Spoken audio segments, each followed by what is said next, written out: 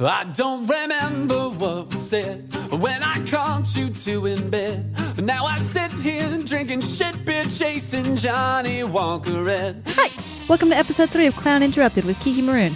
That's me. This episode gets a little emotional for me in the middle because okay, back up. So I recorded this episode at the Burlesque Hall of Fame Weekender in Las Vegas.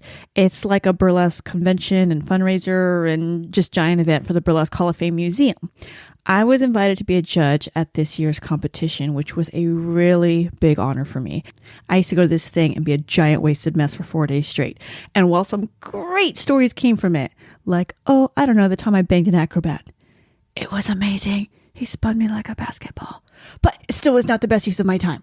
It's actually pretty embarrassing right now to think that that's a weekend when I'm surrounded by not only my burlesque peers, but also by people who I really look up to and who paved the way for my entire career even existing. And I was a sloppy train wreck around them. Because, woo, Vegas! Anyway, it hasn't been like that for a while, and I thank this episode's guest for that. While I was in Vegas, I talked to Sera. She gives us a little bit of burlesque history and talks about the museum, and I tell her for like the 10th time how an article she wrote about alcoholism in burlesque changed my life. There's a link to it in the show notes if anyone's interested in reading it. Kay went from starting her burlesque career to putting herself in an outpatient rehab in 6 months. So she's become kind of an advocate for that. Other thing, just so you guys know, I'm naming the episodes things like K Sera -burlesque or Andy Huggins -comedy. I think some people will want to listen to all of them, but I also get that some people might only relate to their industry. So I want to be able to easily categorize the conversations by musician, comedian, burlesque, circus, actor, whatever. So it's easier to find what resonates with you when I have hundreds and hundreds of episodes to look through. Because that's what's going to happen. Anyway, I hope you like it. Here's my talk with K Sera. And when tomorrow comes around, I may be 6 feet underground, but I'll still have one more for now.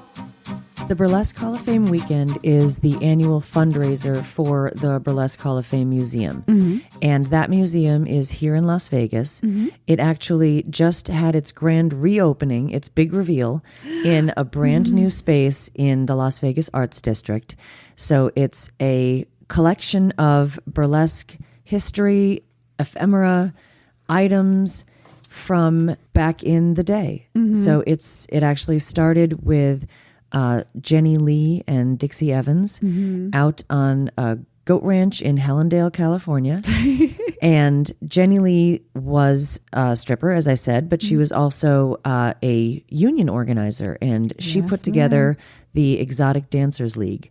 And that group of women would get together on an annual basis to discuss matters related to their work, their safety and work conditions and things related to union activities. Yeah, she was the first person, am I incorrect in understanding? She's the first person that went and said unionize, like we're going to make this safer for women. Yes. Mm-hmm. The performers were actually part of an existing union for entertainers and cabaret performers, but they weren't really getting the support that they needed likely because of the stigmatization of their niche. Mm-hmm. And so Jenny Lee created this Exotic Dancers League to support strippers and to legitimize the work that strippers do and to bring to the forefront the challenges that they were enduring. Those performers would get together each year and, as strippers do, they would sometimes, forget things like their bras and, parts of their costumes.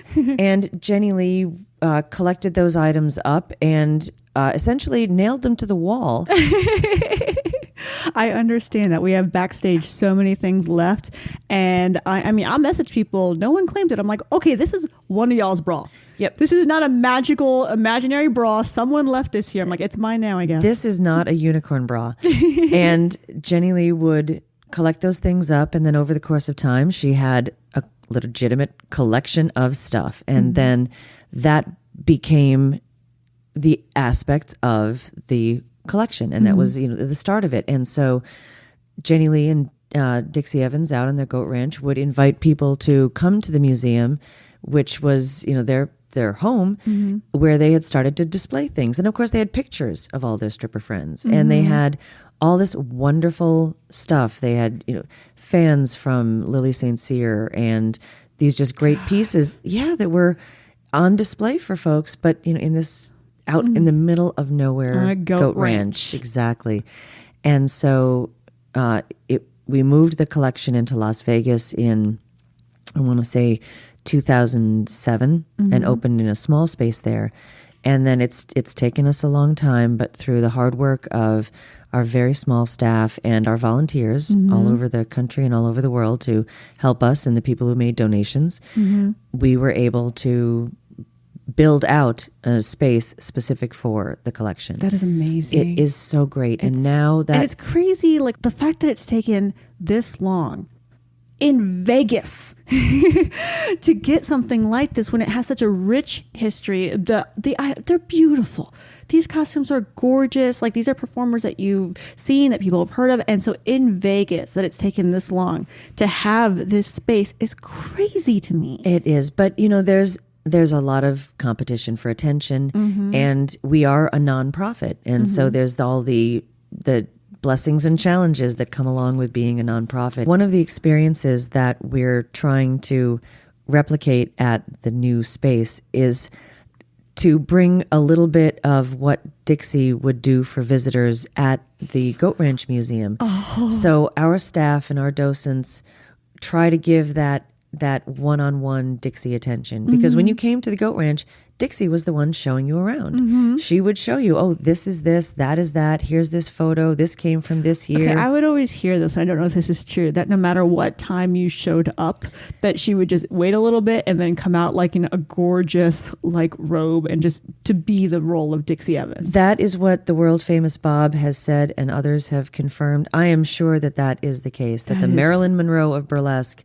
was not about to greet you in something that was not glamorous, even if it was a glamorous housecoat, that she was Dixie Evans. Yeah, I remember Bob saying that she could see the headlights coming from, because it was so in the middle of nowhere. So she would start getting dressed, put everything on, and you just get there, honk the horn, and it's just glamour. Open the door, honk the horn 3 times, and there she was. That's amazing. She would show you around. That's amazing. And so we're trying to bring that experience into the new space. So, how long have you been doing burlesque?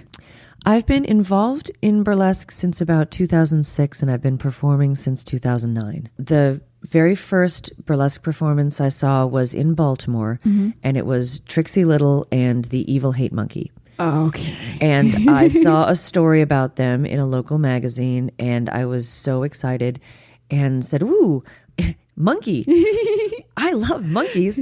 So for the listeners, this is not a real actual monkey. This is the persona of. For listeners, it's a real monkey. No. Okay. No. So I was very excited to see what that was all about, and so we went to see a show. And Trixie, what acts were that? They were doing their volcano act. So they had this big volcano prop, and they did this whole tiki thing, and just the story that they told about how Trixie had rescued Monkey from the circus and how he was now her best friend, and they were traveling around. It was delightful, and I loved the show. I loved the silliness of it and the sexiness of it, and they're outstanding performers, and so they put on a terrific show, and I was immediately hooked, so I wanted to know more. So we came out to see, in fact, in 2006, to see them compete and eventually win the best duo part of the Tournament of Teas that year. So that got me hooked right away, and so I started taking classes and getting involved in the Burlesque Hall of Fame because, like any good volunteer organization, the moment I showed the remotest bit of interest, you're like, would you like to help? Would you like to get involved? We need you. We need you. The passion that I saw in the performers that weekend was amazing. And I remember so well sitting in the theater, having just seen Dirty Martini do her spiderweb act, itself an homage to burlesque's heyday. And she was absolutely captivating. And she's a bigger woman. She does not fit a stereotype that we might have in our minds of what you need to look like to be a stripper. Absolutely. And that was a first for me. Now that's what I have come to expect, variety and openness and acceptance of everything. But I didn't know. At the time, no, absolutely. That's something I love to always hear from my audience, because people will, every single time, someone will come up to me and say, this was great, that was great. And those big girls, I had no idea. And I think at first it kind of bothered me, because I wanted to say, of course, what did you think? And I just have to say, like, I'm so glad that to be able to show that to them. But I understand that there's always that first, like, oh, I didn't know I was going to see that, because they think, this very Vegas showgirl, that's what burlesque is. And they're always blown away. And this was actually a couple of years ago. I don't know if you remember when Amy Schumer did, I want to say, a Vanity Fair photo shoot, where she was nude. I mean, it was like implied nude. She was kind of turned to the side. But, it was all this stuff about she's so brave. Oh, my God. And it was just huge news everywhere. And I kind of just had a moment of just being so grateful for the people that and the scene, the world that I'm in, where I was like, yeah, of course. like I wasn't impressed. And not about, like, I get, like, what she did. I understand why it was a big deal, but it was so not that doing that is not a big deal when you're in the burlesque scene, because there's so many body just shapes, sizes, ages, colors, everything. And I was like, yeah, it's not a big deal. It's a wonderful part, I think, of burlesque, that it is so welcoming of everything. But I'm almost embarrassed to say, but back in the day, I thought stripper body, all of us, or I did not expect the variety and the openness that I saw, and that was so impressive to me. After her act, Dirty actually came out into the audience to sit with her friends, and she happened to be sitting right in front of me. I have no idea what the next 3 acts were, because honestly, I was just staring at her, staring at her back. I wonder if she had a vibe of is there some freak behind me? But I was just trying to absorb some of her. Just trying to take it all in, and I was looking at her. I was like, wow, she just did this amazing thing, and I've never seen anything like it. Wherever possible, I encourage students of mine and folks that I meet who are interested in burlesque to learn about burlesque also by seeing burlesque. Absolutely. And seeing it within your community, and where it's possible for you, seeing it outside of your community. Whether that means driving, an hour, 3 hours to just the next city over to see what they're doing, or if you have the means and the time to go somewhere else, go to a festival in X city, get on a plane.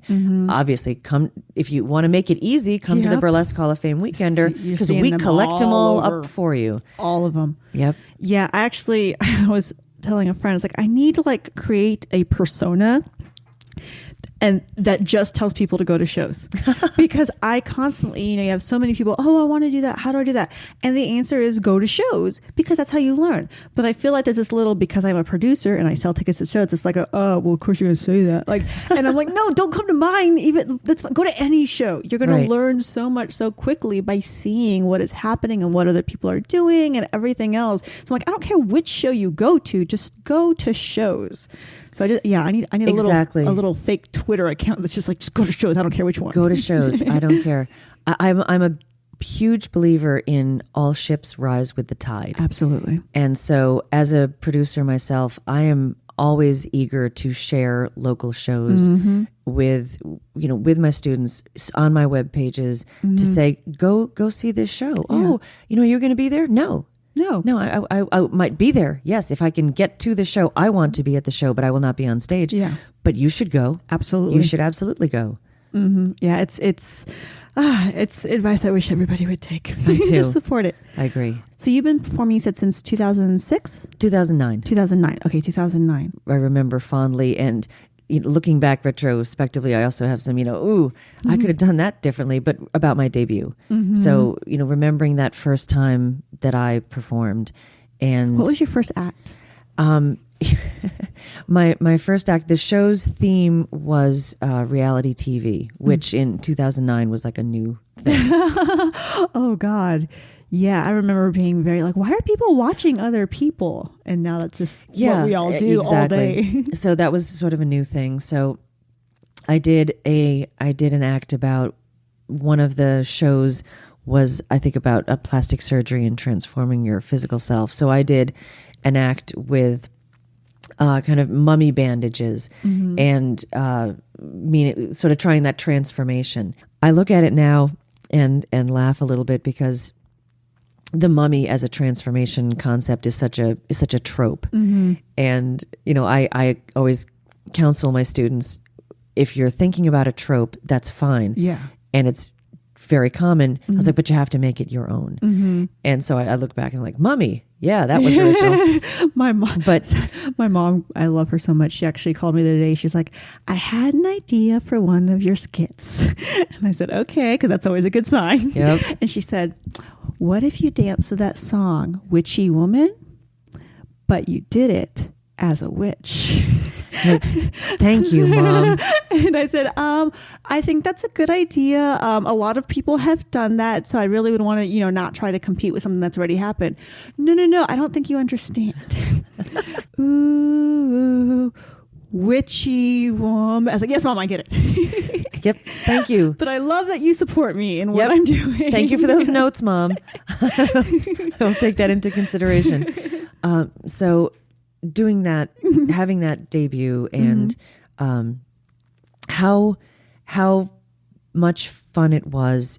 And for me in sobriety, that was also a big moment for me in terms of my changing from a quote unquote manageable party drinker into unmanageable disaster.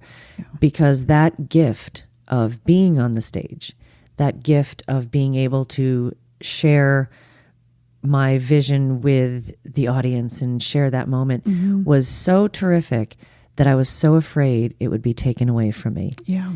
And so in that great alcoholic way, I decided that no one would take it from me. I would destroy it myself. Yeah. So Isn't that funny how we do that? Because that just seems so much smarter. I set about making sure that no one could take this from me, that I would take it from myself. And so my arguably manageable, not really manageable, drinking on weekends that, could be longer weekends became much more genuinely unmanageable and much more aggressive, much more quickly. Oh, yeah. So I really went from, drinking my whole adult life, being, like I said, kind of a weekend partier, to crossing lines in the sand that I didn't even have time to draw. Absolutely, yeah. And it just becomes your life, so you don't realize. I just jumped over these lines so quickly of, like, I didn't think to myself, well, I would never drink at work, and I was drinking at work because I was just so happy about what I was experiencing and so confident that I did not deserve to have the experience, that I was sabotaging it like as fast and hard as I could. So I went from starting my burlesque career to putting myself in an outpatient treatment program in 6 months. Oh, wow. So I went, good 20 years of drinking and partying. And within 6 months, I transformed, again, arguably borderline manageable behavior, which was very much still alcoholic behavior looking back at it. But in that 6 month period, ramped it up from, I went from like 20 miles an hour to 120 miles an hour of, you might have a problem drinking, to, dear God, you are an alcoholic and you are going to die. 6 months. 6 months from 20 to 180. Do you, I don't want to say blame because that's the wrong word. I don't know the word is, but burlesque, because you were hanging out in bars, you're going to stage, you're performing in bars, you're there every night, the people around. So do you think it was that situation, or do you think that's what you just suddenly could excuse the things? It was not the situation. It was not being in bars, because I went to bars all the time. I went to shows at bars for, years. And again, I would party and have fun. Didn't necessarily have all the memories of that fun, but it was very much the self-sabotage thing, because in the great way that the universe has of coincidences, and, not coincidences. Literally the same day that I had my first burlesque performance was also the day that I received a massive promotion at my day job. Oh, wow. And I mean literally the same day. So the same day that I am taking my kid off on stage at the Red Palace in Washington, D.C., which is sadly since closed, I was promoted to vice president at a Fortune 500 company. So wow. Those two things, very, very different things, very different parts of my life, but those two big accomplishments happening at the same time was just too much for my alcoholic brain to take. And I was sure that someone would figure out that I did not deserve the promotion, that I had no business being on the stage. And again, so that no one could take those things from me, I elected to take them from myself. Oh my goodness. Sorry, you just have you're bringing back so many things right now. I guess I know. When you keep talking about the illusion of being able to manage it, I just remember getting into an argument with my fiance at the time, and he yelled out, "We're functional alcoholics." And I got so angry that I started smashing a wall with a hammer because that is so clearly wrong in how you respond when something is not true. Way to make the point. Yeah. But yeah, you will rationalize things and tell yourself, no, it's fine. I'm fine. And yeah, until it's not. And then you're like, well, it's not fine because I'm choosing now. I'm making that choice for it to not be fine because you don't get to say that about me. Oh, absolutely. And it's funny in those choices. I'm happy to say that, and this might not really have been a choice, but I'm happy to say that when I think of my alcoholism and my alcoholic career, in fact, I think of my day persona, my muggle persona, as that's actually the person who is the alcoholic. That Sera, she had a bout with drinking, but in fact, she isn't an alcoholic because again, thankfully, I look back at this and just, deep sigh of relief. Despite my trying to sabotage things wholeheartedly, I did not perform drunk. Like I did not get myself drunk at a show ever. That is so interesting to me. I did not know I could perform sober until I was legally required to. No, I am pleased to say that I kept it together for performances, and I can only credit that to divine intervention that I did not. But again, I was happy to drink after the show and certainly did, but I did not drink before the show. I'm sure I had a cocktail, but I didn't get myself liquored up to do it. I stayed sober for performances and then would cut loose afterwards. So that just makes me think. So when I decided to stop drinking years ago, I actually came to Vegas, and I was so worried because I had just stopped just very, very recently. And I was like, I don't know if I'm going to just end up, obviously, I'm in Vegas. Of course I'm going to drink. It's going to be crazy. And I didn't. And it was actually so incredibly easy. I couldn't believe it. I was shocked. And when I came back, I told my boyfriend at the time, yeah, it was so weird. I thought I didn't even want to drink. And he said, well, no, that kind of makes sense. Vegas is where everybody goes. They get to be whoever they want to be that weekend. And that's who you want to be. It was actually easier there than at home. And so that kind of makes me think about what you're saying about being Kay. If Kay was the I don't know, alter ego, for lack of a better word. She didn't want to drink. No, Kay was okay. That's so interesting to me. Yeah, it was, again, as I look back, I did not have this clarity of thought, as you can imagine, back then. But yeah, and, Kay wanted to enjoy the experience and retain memories of it. And, if I could make a living doing just burlesque or just performance, I would. But I've made a choice in my life and lifestyle and commitments I've made that I have to have a day job. And it was because that that occupies more of my time literally on the clock than does burlesque. That one was easier to sabotage.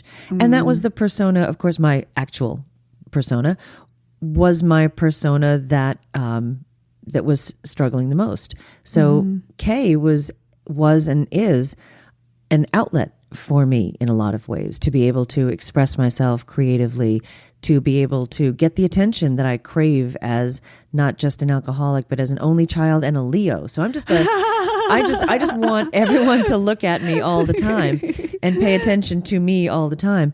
And burlesque gave me that chance to be creative and be the focus of attention, if for only 3.5 minutes.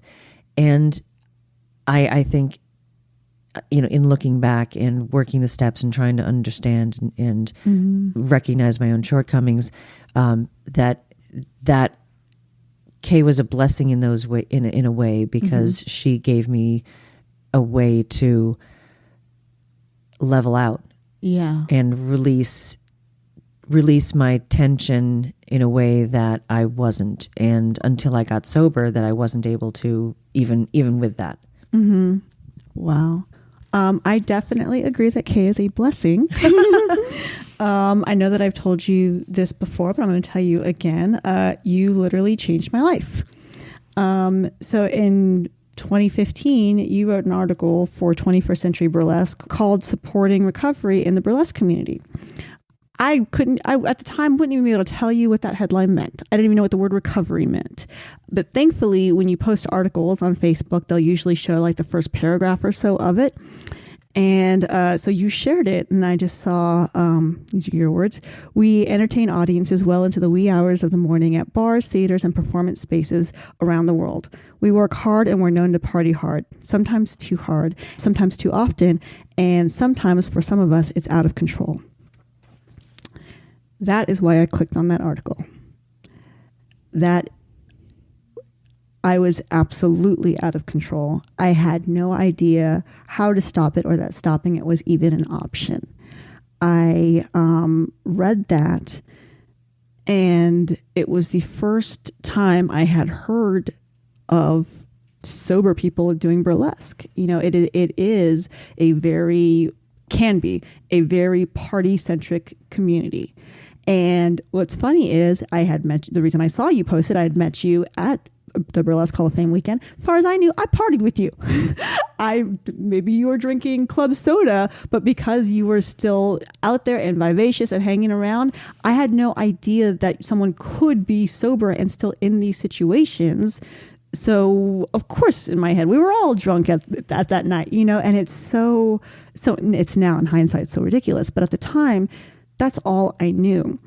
And so when I read that article, and you talked not only about you, but you had talked to world famous Bob and Joe Boobs and Bella Blue. Bella Blue, yes.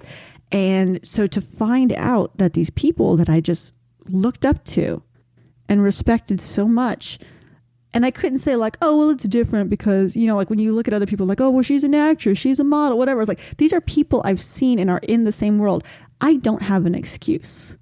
They absolutely understand. I can't say they don't get it. And it made me realize that it was even an option.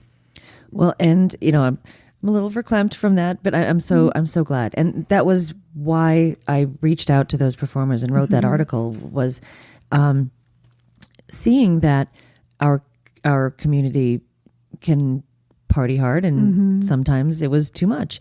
For folks that it is too much, it's too much. For folks that it's not, great. It's not, yeah. But in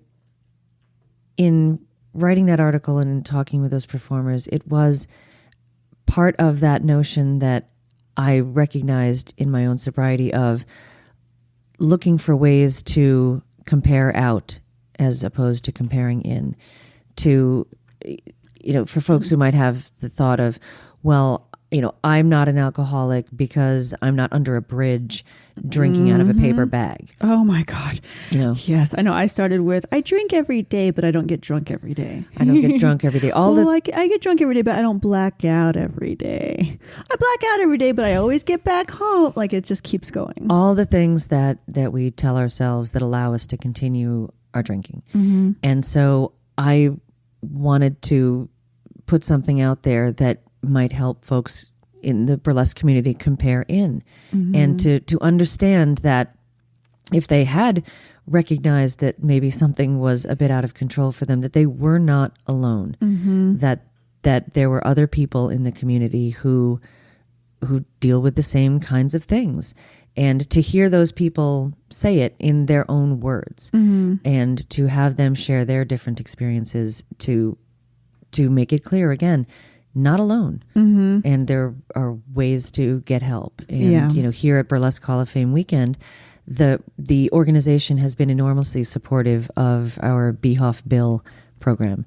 So, initially, I don't remember when I started it. It was a few years ago, but I just kind of mentioned to the producers and organizers, hey, would it be okay if we had like a recovery meeting, and could you guys like say something about that? And they were like, yeah, sure, that's fine. And I believe I ran it out of my own room and just said, would it be okay if I tell people that at Burlesque Hall of Fame there'll be a recovery meeting? Sure. And the next year, the organizers asked, like, oh, are you going to do that again? And I was like, yeah, I would love to. And then from that point forward, it has become an organized part of the weekend. So the Burlesque Hall of Fame is generous enough to let us use one of the event spaces, a private suite for folks to go to, so we can have a private meeting. It's in the program that there are these meetings each day. Which I think would surprise a lot of people that have not been out here, that are interested in coming out, burlesque performers or fans, audience, whatever, that's even something that's offered here. I think that's amazing. Yeah. And for the organization to be just so supportive of it so quickly, just like, oh, you're doing that? Great. Are you going to do it again? Terrific. Do you need a room? And just utterly supportive of it, I think, is indicative of the way that Burlesque Hall of Fame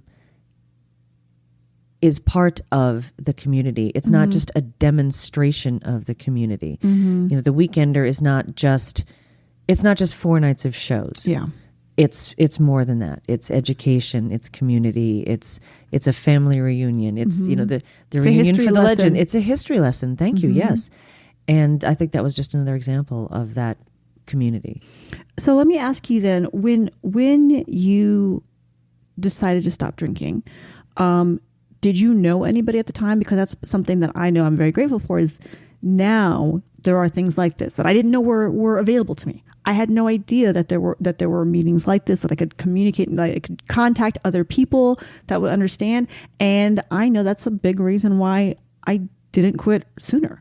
I didn't want to feel like that one girl that, that feeling that you're so ostracized, which now feels ridiculous. But did you at the time, did you know people that didn't drink? I didn't. I didn't. And I very much understand and have experienced what you were just describing. Part of, in my first sober BHOF, I was worried about, again, laughing, looking back, but I was worried, what are people going to think that I'm not drinking? What are people going to say? People aren't going to say anything because nobody gives a shit they don't care. What you're doing. It's so funny to me. I had that where I was like, well, what if I ordered a half Coke, half club soda, so it looks like a rum and Coke? Nobody fucking cares what you're drinking. Nobody cares. Nobody cares. And it's laughable now for me to look back on. But I mean, I understand people who still think like, are people looking at what I'm drinking? And what's funny, of course, is that at least for me as an alcoholic, I'm the only person who's looking at what anyone's drinking. No one's looking at what I'm drinking. Nobody cares. Nobody cares. Normal drinkers don't care. I was like, wait, what? Is she sober? Nobody cares. And I'm not, okay, so there was the little bits that I had trouble with was the shots. When people would be like, oh yeah, we're going to get around to shots or whatever. And I would say no, because that was so bizarre for me to say no. I got are you pregnant? And so oh no, just I'm not drinking right now, whatever. So there was a little tiny bit of that, but that it was so in my head because all it took was a no thank you. That's all it took. Yeah, no thank you. And once in a while there's someone who, well-intentioned, not trying to be an asshole, will be like, oh, come on, just have a drink with us. Oh, no thanks, I'm good. And, for me since K is obviously my stage name and it's a persona, it's also who I am. But, I've been very open, obviously, about my recovery as K Sera. And so it was easy for me right up front to be like, no, I don't drink. Sometimes if I want to make light of it, because, I'm not trying to project, I don't drink, judgy eyes. Yes. That other people always put on you. Which I hate that. I'm like, I don't care what you're drinking. Yeah, go do it. Knock yourself out. I'll buy you one just to get you to stop looking at me like that. Have a good time. I don't care what you're doing. But, sometimes to sort of make light of it, I would, I will say to folks, well, I went pro, and so now I can't compete at the amateur level. So, because, I was a professional drinker, that was a skill I had honed. I tell people, I don't really feel like flipping another truck. Thank you. Yeah, I'm good. I can laugh about it now. So they're like, oh, I'm like, yeah. Don't want to do that. Absolutely. Well, so then let me ask you, I know that you said that it took 6 months for you to go through that. Was there people talk about oh, you hit rock bottom. Some people just don't. Some people just decide. Was there anything that happened to you where you were like, this is it? There kind of was. I mean, I have a lot of the yets in the sense that I hadn't wrecked my car yet. I hadn't killed anyone yet. I hadn't died yet. I hadn't lost my house yet. I hadn't died yet. I sometimes look back and say, dear God, how? I hadn't died yet. I hadn't lost my house yet. I hadn't lost my job yet. I hadn't lost my husband yet. I hadn't lost my family yet. All the yets were right on the horizon for me. But the thing that really tipped it over for me was Thanksgiving, and we were having company over for dinner. So performer friends, we had a whole house full of friends coming over for dinner, and so I pre-gamed.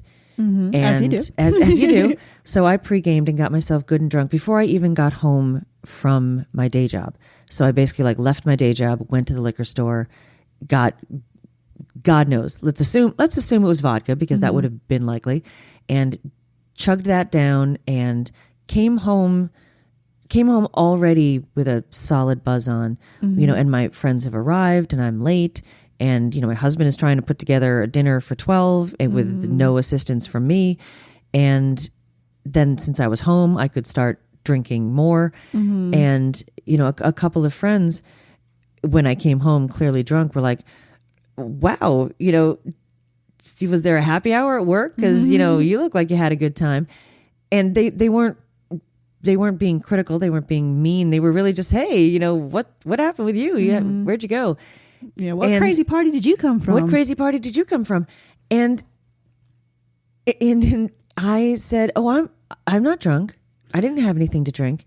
And in talking to those friends now, they're like, yeah, that was weird that I was denying being drunk when I so clearly was. I mean, I had certainly denied being drunk any number of times where, thanks to being a drunk, I was able to comport myself in a way that like you weren't, to look and sound like I was sober, even though I was very much not. This was not one of those times. This was not one of those times. That's when I walk with the really stiff hands, because that's how sober people walk. That's how sober people walk. And so I was, lying to my friends about my drinking. And that was the first time I had done that. And the night went okay. No thanks to me. But after everyone left, my husband sat me down and he was like, you have a problem. It is not okay anymore. You came home drunk. You drank all night. Our friends see that you have a problem. I see that you have a problem. I want to help you. You need to get help. And I was, still good and drunk at that time. And, because enough time had passed that I could look like I wasn't so drunk, but I still was at that time. I read something that said that a drunk person pretending to be sober is them doing an impression of themselves. And I was like, oh, God, that kind of hurts. That is about right. And so still with a buzz on, I decided to like reach out to my friends and apologize to them like that very moment. Wow. And, made some phone calls and said, hey, I'm sorry that I was a mess tonight. I apologize. And thought like, I'm a hero because I did that. Like, pat myself on the back. Look at me. Yeah. Look at me. See, I can address my problems. And did not, of course, immediately address my problems. So that the couple days later, actually, I took a vacation with a girlfriend, and I told her and the other folks that we were with, I was like, I'm not drinking. I'm not drinking this vacation. So FYI. And so what I did, and again, looking back, so brilliant. I did not drink that week on vacation that they saw. Yeah, dun, dun, dun. Dun, dun, dun. So I made it my business to be like the best fucking hostess. So if your drink was low, can I get you a drink? Oh, can I? Oh, no, it's no problem. I'm going into the kitchen anyway. I'll make you a drink. So I would make them a drink and like drink whatever they were drinking out of the bottle, put that bottle down, come out with their cocktail and my Diet Coke. And feel so proud of yourself. And my Diet Coke, oh no, I'm fine with this. Here's your drink. Oh, do you need a drink? Oh, no. I am just such a good hostess, even though it's not my house. Let me do that. Oh my God. So I did manage to drink thoroughly over that vacation without my friends knowing it. So they didn't know. You just kept yourself right before the point of I kept it right obvious. Before the point of obvious drunk, but did get good and drunk in the way that, solid alcoholic can do. And but then when I got home from that vacation, I looked at my initial outpatient experience as like detoxing. Like I don't really think going on a juice cleanse. Basically, yeah. Like I don't really think it would be honest for me to say that I went into the program thinking I'm an alcoholic. This is got to be the end of it for me, or I'm going to die. I think I went in with I need to detox because I've been drinking a while, and last week was no exception. And I'll do like a booze cleanse, and it'll be fine. I quit many times before I quit because each time was just proving like if I can go a month, then clearly I'm not an alcoholic, so then I can start drinking again because I've already proven to myself. Totally. Yeah. Like you asked about like those moments that you remember. I remember driving to work and I had 3 months sober. And I thought to myself, oh, I have 3 months sober today. Cool. And no sooner had I had that thought than drunk brain jumped right into the party and said, well, you've got this. Let's celebrate. You got it. You can drink now because you've had 3 months sober. So obviously you've got your shit together and you're fine. And I was like, wow, that might be the most drunk thought I've ever had, and the most dangerous thought of you to think that. Oh, I mean, it was an epiphany. I mean, I remember I can like point to you on a map the spot on the highway I was when I was like, holy shit, I am a drunk. That was crazy because it came up so loud and so clear and so much in my voice and not in my voice of, you've got 3 months sober. Now is a good time for you because you've proven yourself. Go, girl. Go to the liquor store. And oh God, and it was terrifying. Yeah. I mean, it was a terrifying moment for me of this is gonna kill me if I don't stop and keep stopping. Yeah. This clearly is gonna be the end of me. Yeah, it's our brains are so weird. One of the many, many times I quit, I started again. Went out with this guy that I had only like Facebook flirted with on different stuff. We just got completely shit-faced. He came back to my hotel and was awful and completely inappropriate, so much so that I kicked him in the face and told him to get out. Like, it was really bad. So I locked myself in the restroom. I was like, I'm not getting out until you leave. He left, said several texts. I don't understand what happened. We were having a great time. He was terrible. Maybe 3 weeks later, I was drinking at a bar and he walked in and we went back to my house. And we did not have sex, thankfully, because he had a friend with him. But I was annoyed that the friend didn't leave. We were all wasted again. And I was like, oh my God, just hurry up and leave. He never did. They both left. And the next morning, the sober brain was like, I cannot believe I was almost about to do that. What is wrong with me? And that was my, like, the final was like, I cannot give away that, like, I can't succumb to that anymore. That I was going to do that. Clearly I was not in my right headspace. That is insane that I was about to do that. Yeah. I don't know why it takes something like that to have that little flash of like, no, no, not again. Yeah. I mean, and I'm so grateful for the support of my family and friends, and for getting into the outpatient clinic that I did in the program of AA. But yeah, it is really amazing to look back and see the things that could have killed me, that should have killed me. The number of times I drove drunk is appalling. And the kind of drunk where I would cover one eye, not to get down to one lane, but to get the 4 lanes I was seeing down to the 2 lanes to see, even though there was only one lane that was there. Yes. I remember. Yes, I would close one eye to try to force the focus to focus. I would have the windows down, the AC blowing to keep myself from passing out. And that was totally acceptable at the time because I got home at least. Yeah. Yeah. Oh, I made it. I can do it. Yeah. Oh, I can drive home with a hand over my eye to, it's terrible. I once was driving home, got pulled over by a cop. And so I had that like, oh my God, because clearly this is it. I am wasted. I am absolutely wasted. So I am freaking out. And then he talks to me and I'm just like, hello. Yes. Oh, here's my thing. And I was going like 5 miles over the speed limit or something. And he let me go. And I swear to God, 2 blocks down, there was a bar. And I pulled over to get a drink to calm myself down. Perfect. Yeah. But I was just like, I got that was really intense. I need a drink.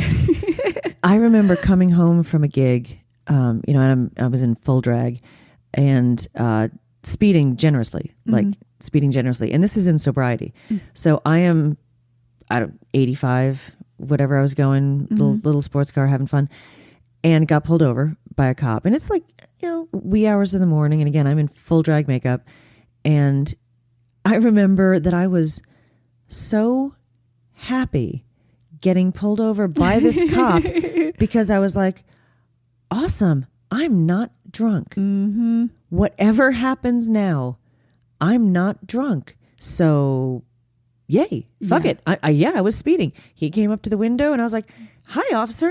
Genuinely like cheerful. Like, how are you doing? I got this. I got it. I was like, I'm not going to the drunk tank, so it's all good. And, do you know how fast you were going? No, but I'm sure it was pretty fast for you to pull me over. And he was like, well, you have a tail light out. And I was like, well, really? Which one? So that I can yell at my husband when I get home to fix that damn tail light. And, it's that weird perspective. I was like, whatever ticket you want to give me, that would be fine. Speeding, sure. Broken taillight, bring it on. Have a nice night, officer. Because I wasn't drunk. And he didn't give me any tickets as it turned out. But the genuine pleasure of this is fine. I can handle this. I can handle this. And yay, this is not going to be a catastrophe because I'm not drunk. Yeah, it's so funny, those like little things that just completely shift. So then I need to ask you, I don't know if you have, because you do work with so many burlesque performers through doing the BHOF Bill and all this stuff. Something that it took me a while to realize was that there is a perceived glamour in drinking. And, we all have the vision. You can see the woman walking down the staircase in her feather boa holding her martini glass, and it's just like that's the lunchtime, cocktail or whatever. And so I think that Broken Brain thought that if I was going to stay in this glamorous world, of course I had to keep drinking. If I stop, then I am not going to be that glamorous person. Sobriety isn't sexy, and I've learned that is, whatever weird social programming and things that we do where we associate drinking with glamour. But is that a trend, or I guess a thing that you see other people deal with, or am I just a psycho brain? No, I do not think you are a psycho brain at all. And I can certainly relate to the perceived glamour of drinking. Being an alcoholic, I can also relate to the reality of the not glamour of drinking. But I remember that in my drinking days, there was a period where I kept the only New Year's resolution successfully that I'd ever kept, which was I was going to drink only champagne. Because I wanted to be glamorous in my drinking. And so for a good year, I drank only champagne. And hilariously, funny little games we'll play in our head. Oh, hilariously, not only was I, trying to be, quote, glamorous, but, looking back now, I was like, that was just, a way for me to try to manage my drinking, that I was going to drink fancy. But to make it more expensive, I have to drink less. Exactly. And the glamour of drinking, I think, does permeate the problem. When I decided to, to ramp it up and really become, a completely out of control alcoholic, I would leave work and go to a liquor store. And at first I would buy like a little pint, and I don't mean like the little tiny airplane things. I mean like a pint and a half of Absolute, because I thought that was fancy. And, this was Sex in the City days. So yes. I felt like that was, fancy and special. And it wasn't long in my progress before I thought that, yeah, it is fancy, but it's also expensive. And that pub club is going to do the job just as well. So it wasn't long before I went from before even the mask of glamour fell away for me to say, I'm not even going to bother with the quote unquote glamour of drinking Absolute. I need to have... Yeah, because I need more of it. Let's just go with the well. I need just a pub club because I'm getting it every day. I was having that every day on the way home from work. Yeah. So I needed to not be spending $8 on it. I needed to be spending whatever. $5. I called vodka in a water glass my mobile martini. Not water glass, sorry, water bottle. Yep. Yes. And I'm like, that is such a facade on what is going on. But a mobile martini sounded cute and fun and wasn't me being a crazy alcoholic. Exactly. And the fact that we do glamorize it so much, or at least I did, that it was such an artifice of the disease for me to make it glamorous. And again, it helped me to compare out because since I was drinking, only champagne that year, or I was drinking, only dirty martinis, and, but then I wasn't. Then I was drinking Pub Club out of a plastic pint bottle. Yeah. That I was kind of compelled to compare in and say, when you're going to have it in a paper bag and be under that bridge, like when is that going to happen to you? And again, for me, that was a not yet. And that was a not yet I didn't get to. Great. I had not yet had my vodka out of a paper bag under a bridge. I can't imagine that would have been too far in my future as the other not yets happened. Yeah. Yeah. Definitely not glamorous in my gown over a toilet. Right? Yeah. Yeah, that's a good glamour look. So if people want to follow you, I know they can head over to ksera.com. As far as like socials and stuff like that, I know you're on Twitter at ksera, and you were talking about the BHOF Bill. Can you explain like what exactly that is? Sure. BHOF Bill is a Twitter handle that I run for I run it all year long, and I tweet through it on occasion.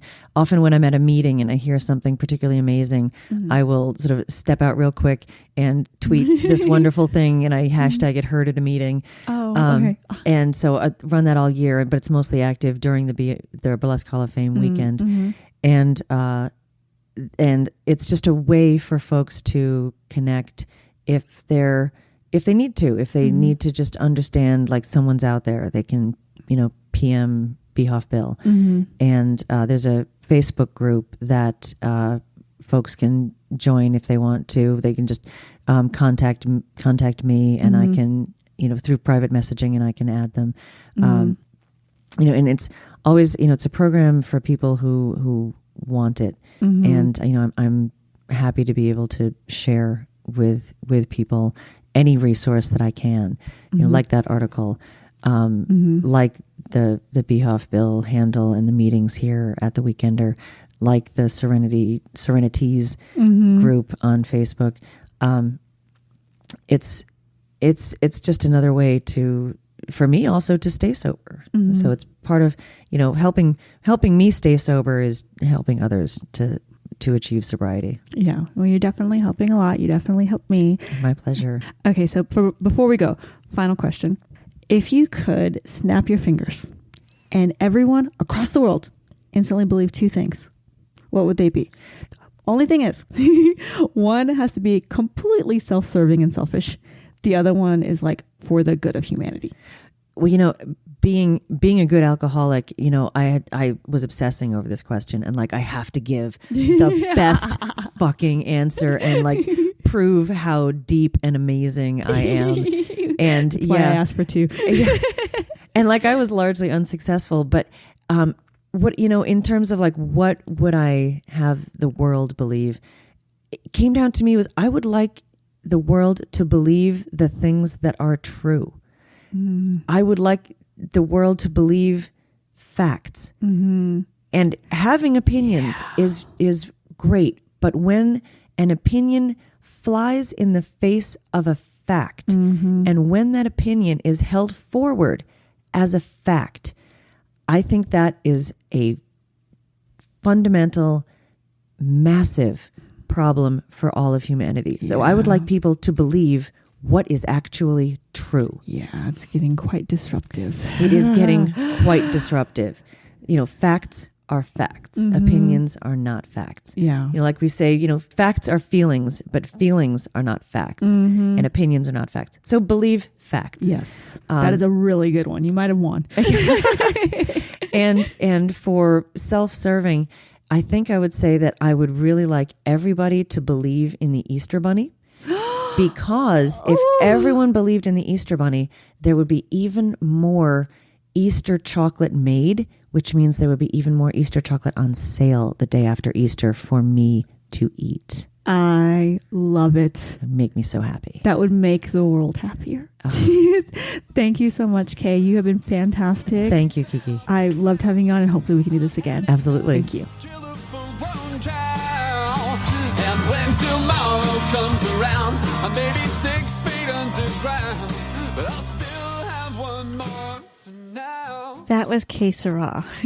That story about my first sober trip in Vegas, it was actually for that same, the Burlesque Weekender, and Kay was there.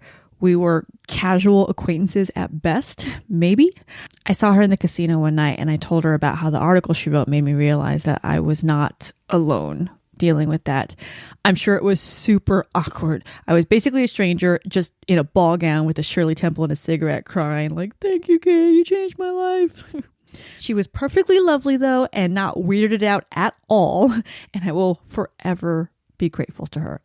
If you want to see Kay perform, this month alone, she's going to be at the Hawaii Burlesque Festival, New Orleans Burlesque Festival, and New York City Burlesque Festival. She's all over the place. So follow her on Facebook, Twitter, all the things. Please check her out, and follow me, KiKi Maroon. Thanks for listening. I'll see you next week. Now it's the last call for heaven's train. If only you weren't too late.